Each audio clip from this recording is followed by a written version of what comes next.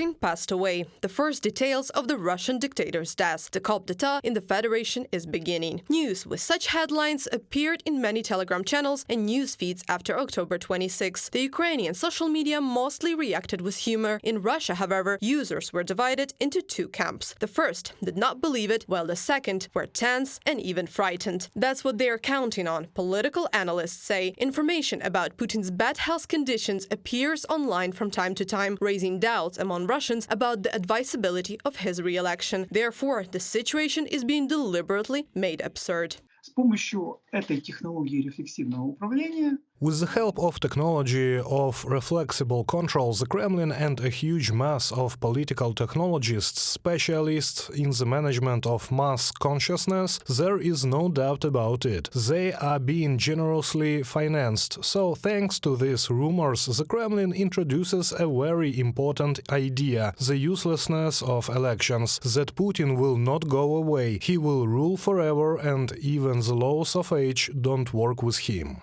Influence operations for the purpose of reflexive control of the masses. This is what experts call such fakes. This is an integral part of the work of the Kremlin's political technologists. Some fakes, such as Putin's death, are designed for Russians to successfully keep the people in line, while others are aimed at Ukrainians in an attempt to destabilize the situation in the country. Informational operations will continue. If some news causes you a vivid emotional reaction, the information is worth checking. An anonymous primary source is also a very alarming bell. Media experts advise you to see what authoritative media outlets, both local and international, write about the same news story, and only then draw your conclusions.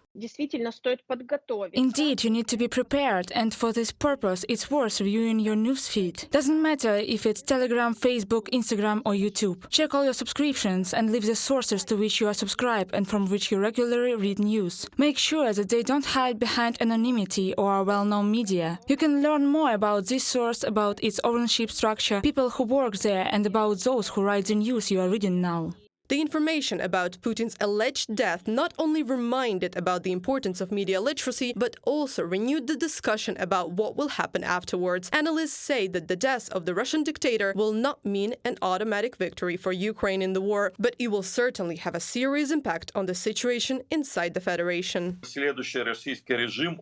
The next Russian regime will be conventionally liberal by Russian standards, and they will try to put up with the West. It's obvious because sanctions are pressing. The oligarchs are sitting on money in Russia, they can't spend it. So this is a window of opportunity in any case, but we must realize that Russia will still pose a danger after a while. It will be very similar to Germany after the First World War, with revanchism and the desire to prove something.